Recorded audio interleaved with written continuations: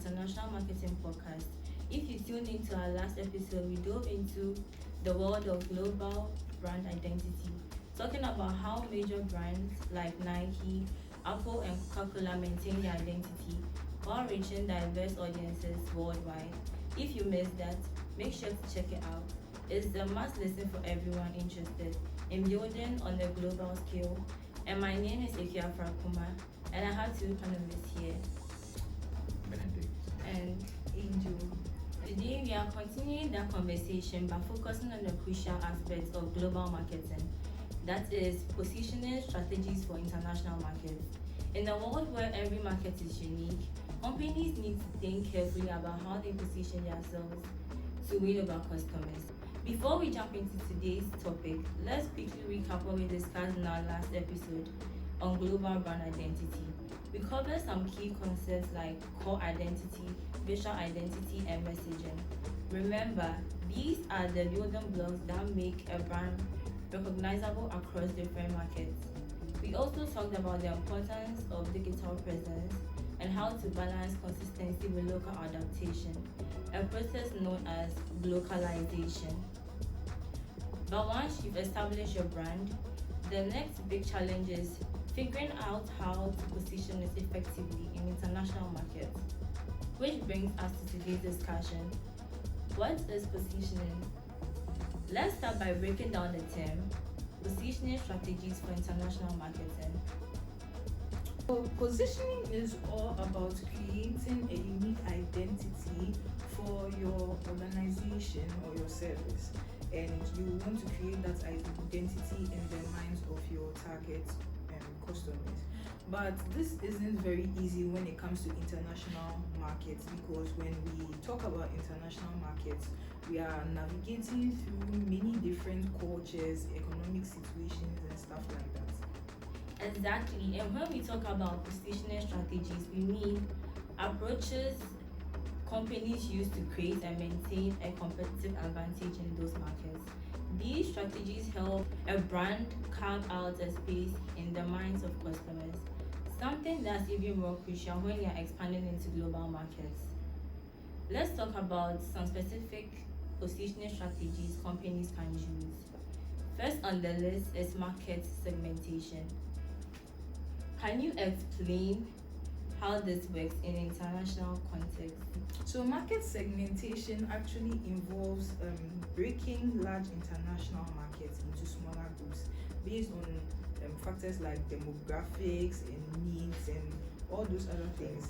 This helps companies to focus on specific customer segmentations, which is especially useful when you are dealing with diverse markets. So take for example McDonald's, as they adapt their menu for their local tastes, when they have people like vegetarians in the customer segmentation that they want to deal with. That's a great example. And next up is competitive positioning, where brands analyze how to figure out to stand out. Benedict, how does this play out on the global stage? In the international markets, knowing your competitors' strength and weakness is very key. You want to know the gap in the market where your products can shine. Take for example, there are tons of mobile phones produced. Apple focuses on producing premium quality and also customer experience, setting it apart from what the other brands in the various markets. Definitely, and there's also cultural positioning, where brands adapt their messaging and products to fit local cultural values. Companies need to be sensitive to local traditions and norms. A good example is Coca-Cola, which tailors its advertising to resonate with the cultural values of the countries it operates in.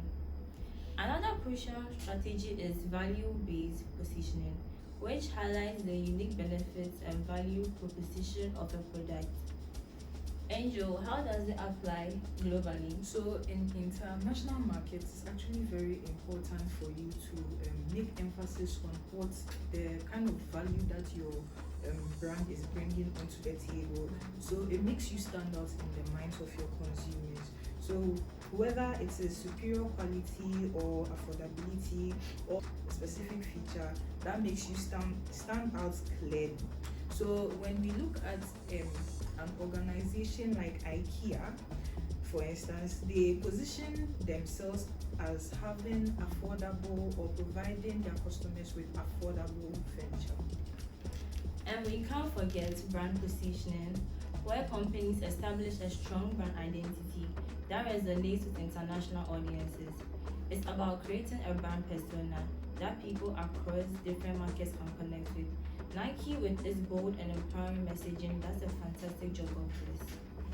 Absolutely. Another important strategy we cannot overlook is the price positioning.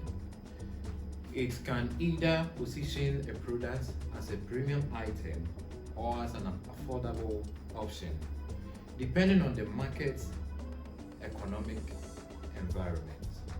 In some regions, brands focus on being luxurious products, whilst in others, they offer more budget-friendly options. Think about how Samsung offer both high-end and affordable smartphones, depending on the market in which they find themselves. Now, how these positioning strategies are important, there are some global considerations that companies need to keep in mind.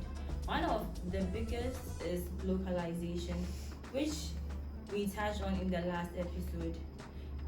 Angel, can you explain how localization impacts positioning? Wonderful. So when you hear localization, you actually hear two things: global and localization. And it's quite simple.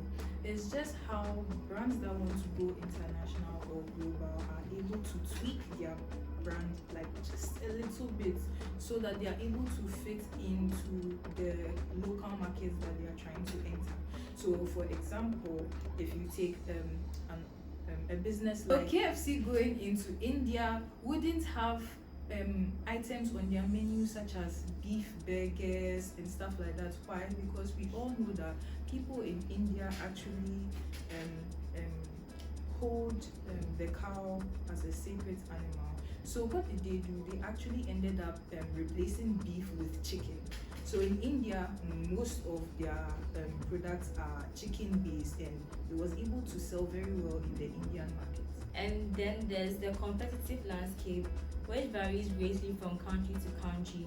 Benedict, how important is it for companies to understand the local competitive landscape? I can say it's very vital. A strategy that works in one market might not work in the other. So understanding the local customers help you to identify the unique value proposition and avoid going head to head with strong local players. So to do that, or to come through that, you have to conduct a thorough local market research, which is key in developing effective positioning strategies. To sum up, positioning strategies are essential for any company looking to succeed in international markets, whether it's through market segmentation, cultural adaptation, or value-based messaging. Companies need to be strategic about how they present themselves to different global audiences. As always, thanks to Angel and Benedict for sharing their insights. It was a pleasure to be here. Thanks for having me. Oh, you're welcome. To our listeners, thanks for tuning in. In our next episode, we'll be talking about market entry strategies, how to decide whether to export directly from joint ventures or even open a subsidiary in a new country. Stay tuned and we'll catch you next time. Bye. A specific feature, a specific business like KFC. KFC going into India wouldn't. Wait, is it KFC? To our listeners, thanks for tuning in in our next episode. Thanks for tuning in. And now, Thanks for having me. Wait, so let's take that again. No, let me take mine again.